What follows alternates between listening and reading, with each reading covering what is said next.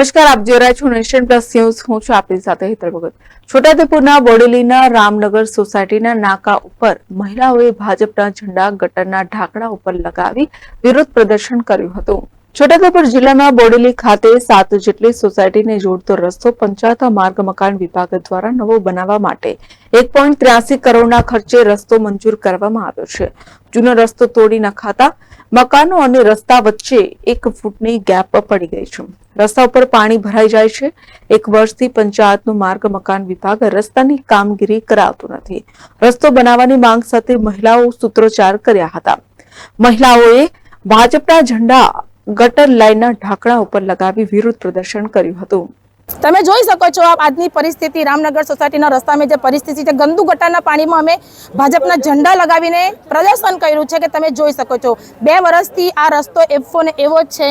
ગંદી પરિસ્થિતિમાં ઘૂંટણ સુધી ગંદુ પાણી ભરાઈ જાય છે। છોકરાઓને સ્કૂલ ટ્યુશન જવાની પરિસ્થિતિ બી નથી રહેતી, એટલું ગંદુ પાણી અહીં હોય છે। ઘરડા માણસોથી અવર જવર માટે એમ્બ્યુલન્સ બી નથી આવી શકતી અને ગંદુ પાણી ગટરનું અને પીવાનું પાણીની લાઈન એટલી બધી મિક્સ થઈ જાય છે કે એ જ પાણી ઘેર ગંદુ પાણી અંદર આવે છે અને એ જ પાણી પીને નાના છોકરાઓ અને વૃદ્ધોને ટાઇફોઇડ, મેલેરિયા અને ડેન્ગ્યુ થઈ ચૂક્યો છે। હવે અભયસિંહ તડવીને જે પ્રોમિસ કર્યું હતું કે અમે આ રોડ જલ્દી બનાવીશું, પણ તો બી હજી 600 મીટરનો રોડ ખાલી બનાવવાનો બાકી રહી ગયો છે। એ માટે અમે આ પ્રદર્શન કર્યું છે કે આવીને જુએ। મહિલાઓએ કોંગ્રેસના નેતા સુખરામ રાઠવાને રજૂઆત કરી હતી। સુખરામ રાઠવાએ જણાવ્યું હતું કે આ રસ્તા પર ગંદકીનું સામ્રાજ્ય તથા ડેન્ગ્યુના અને મલેરિયાના કેસો વધ્યા છે, જેને લઈને લોકોમાં આક્રોશ જોવા મળી રહ્યો છે। બોડેલી અલી ખેરવા રોડ આ સોસાયટીનું નાકું છે, એ નાકા પર આપણે ઊભા છે ત્યારે આ વિસ્તારની બહેનોએ રજૂઆત કરી હતી કે વરસાદ વરસે છે, અહીંયા 1.5-2 ફૂટ પાણી ભરાઈ જાય છે।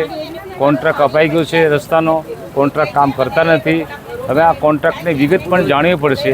આ પંચાયતનો રોડ છે કે જિલ્લા પંચાયતનો છે કે સ્ટેટ પીડબ્લ્યુનો છે, પણ આ વિસ્તારની પ્રજાને સગવડતા આપવી બધા સાથે રહીને આ એ અમારી ફરજ છે।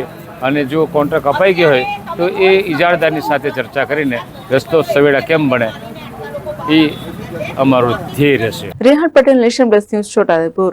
સમાચારોના સતત અપડેટ મેળવવા માટે અમારી નેશન પ્લસ ન્યૂઝની યુટ્યુબ ચેનલને સબસ્ક્રાઇબ કરો, બેલ આઇકન દબાવો અને જોડાયેલા રહો ફેસબુક, ઇન્સ્ટાગ્રામ અને ટ્વિટર પર।